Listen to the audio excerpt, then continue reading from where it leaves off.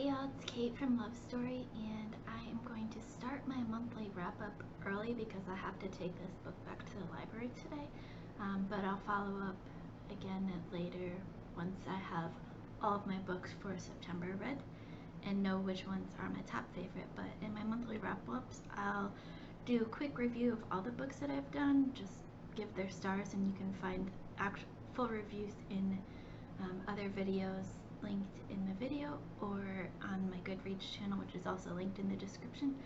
And then I will talk about like my top 4 or 5 books that month that I really enjoyed. So one of those books, as you can see sitting on my desk, is A Man Called Ove by Fredrik Backman. And this book brought me to complete surprise. I started reading this book. I read this book because it was part of a book club from work, and when I started reading it, I thought it was gonna be like a solid 3-star rating. You know, good but not great, but not horrible. Maybe someday I'll go back to it, but you know, as I continued reading it, I fell completely in love with the book and Bachman's writing and Ove himself. I think I'm saying that right. I have no idea. So if you don't know about A Man Called Ove, I've heard about it on BookTube plenty of times, but it's about this man called Ove who is still grieving his wife who died, I think like 6 months before the book starts.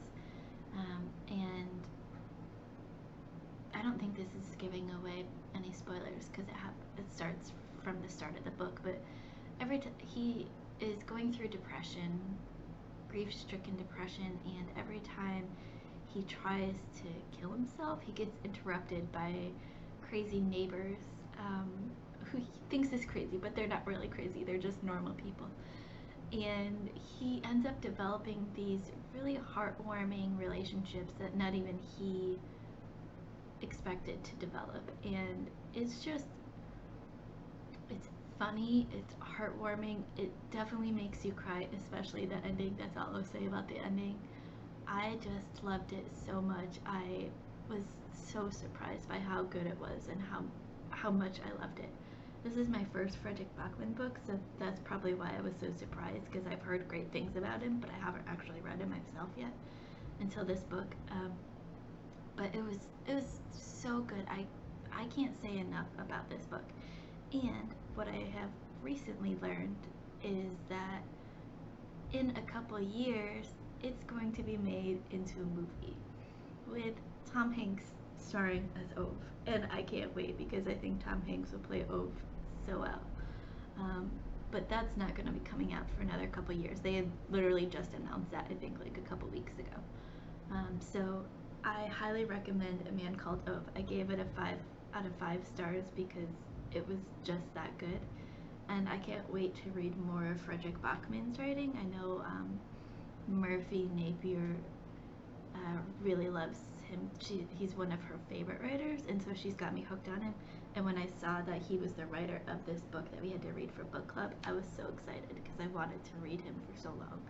And now I'm gonna go and find all of his other books because his writing is it's so simple but yet so complicated because it has so many different emotions in it that you don't even realize you're feeling those emotions until you're past that part and you're like, whoa, I just felt sad for Ove, or I just felt happy. But it's so good and so heartwarming. And on another video, which I'll link here, I actually recommended this for people going through grief-stricken depression because anyone who has gone through what Ove is going through knows exactly how he's feeling, and reading a similar situation like that I think could really help some people. Now, of course, the thing with bibliotherapy, and especially depression, if you're going through really bad depression where you are suicidal, don't just read books. Get the help that you need, because books can help tremendous, but if you're that far into your depression, you're going to need more help than just books, I'm sad to say. But anyways, one of my top books for September, A Man Called Ove by Fredrik Backman. Go get it. It's amazing. And I will follow up later with my other top books for September. And I'll see you guys later. Hey y'all, it's Kate from LoveStory, and I am checking back in, I guess, for the September wrap-up.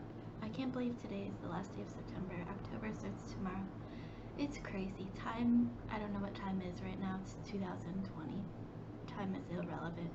Anyways, September wrap-up. So, these are some of the books that I read in September. I read a lot of books. 7 audiobooks, 2 digital books, and 9 physical books. So these are just some of the physical books.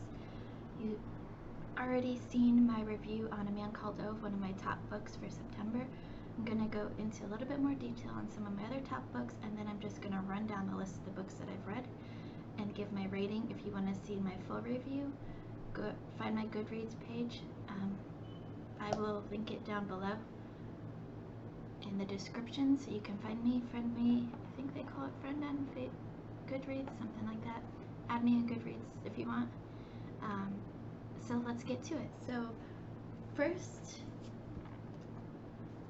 is Pride and Prejudice. I actually gave this 4.5 books, but I love it. It is one of my top books from September, and every time I read it, I come away getting something new from this book, and finding something new. So I love Pride and Prejudice. I love seeing the relationship develop and undevelop and develop again between Mr. Darcy and Lizzie. And just watching that happen and growing appreciation of Mr. Darcy. Every time I read this, I like Mr. Darcy a little bit more. So Pride and Prejudice by Jane Austen, 4.5 stars, but one of my top books of September. One of the other 2 books that are in my top books for September are actually audiobooks that I've listened to. So the first one is called Thick and Other Essays by Tressie, McMillian, Cottom, and I gave this 5 stars, and this is hugely important this year in the face of all of the racial tension going on in the U.S. Tressie McMillian Cottom is a North Carolina writer, so she's a local writer to me, and she writes about being a black woman in the U.S. today, and it's a nonfiction book of essays, as the title indicates, and it is just fabulous. It made me come away thinking about different things that I unconsciously think. That's kind of an oxymoron, but you know what I mean. The subtle unconscious biases that I might have, even though I wouldn't say I'm a racist person at all, because if you've seen other videos, you know that I love Howard, who's a black man, so I'm not racist at all, but it's a hugely important book that you should all pick up at one point or another. I really enjoyed listening to the audiobook, and you can find that at the Literary Apothecary, which will also be linked down in the description below. Go check it out. It's hugely important. Great writing. Thick and Other Essays by Tressie McMillian Cottom. And I'll have a list of all the books that I talk about today in the description also, in case you get lost.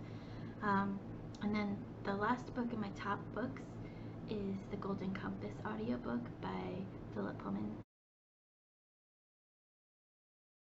And I just absolutely loved this audiobook. Like I said, I read The Golden Compass when I was a kid.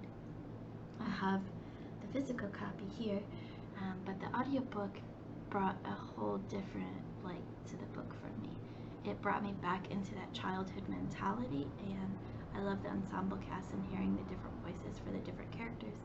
And now I'm listening to the second book, The Subtle Compass, and I'm loving it so far, but I gave 5 stars to The Golden Compass audiobook. It's a great read, especially if you're trying to get back into reading. If you're in a bit of a reading slump, I highly suggest audiobooks as some of your favorite books. It helps get back into reading, because audiobooks, as long as you have headphones, you can listen to anywhere doing anything.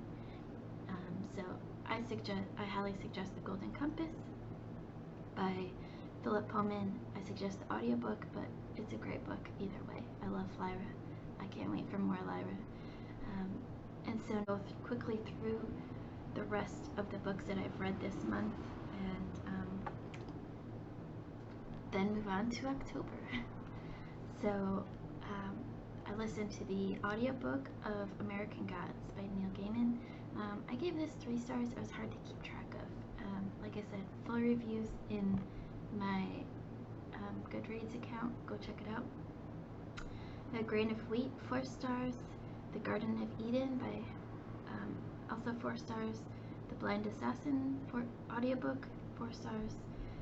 The Umbrella Academy Volume 3, 5 stars. I just love the Umbrella Academy. Sense and Sensibility, 3 stars. There's another video on this. I will link it here in the description and also in the up here in the cards. Tuesdays with Morrie, I gave 5 stars. Audiobook of Fear and Loathing in Las Vegas, A Savage Journey to the Heart of the American Dream, 4 stars. A New Earth, 1 star. You've heard me talk about this before. The Wasp Factory audiobook, 4 stars. Audiobook The Sense of an Ending, also 4 stars. Audiobook of Skellig, 4.5 stars. And then there was 2 other books that I had purchased for my other niece Cora's birthday coming up in October. Cora will be 10, and so these are chapter books for kids. Peanut Butter and Jelly, 5 stars. It's a great book, great series. And I Survived the California Wildfires 2018, 5 stars. And sad thing about California wildfires is that you can substitute any year in there and it's still relevant. Current books that I'm still reading: Alias Grace by Margaret Atwood, Bleak House by Charles Dickens, The Devil Wears Prada by Lauren Weisberger. I always get her name wrong, I'm sorry. And The Subtle Knife, again by Philip Pullman, and The Book of Lost Fragrances by M.J. Rose, which I'm absolutely loving. That's going to become one of my top books for October, I think. So like I said, 7 audiobooks, 2 digital books, and 9 physical books. That's, I think, 18 books for the month, if I can do my math right. Now I'll just let me know what you read this month, what you're looking forward to in October. If you've read any of these books, let me know what you thought of them, and I'll check in with you guys again in October. Have a great day. Happy Wednesday.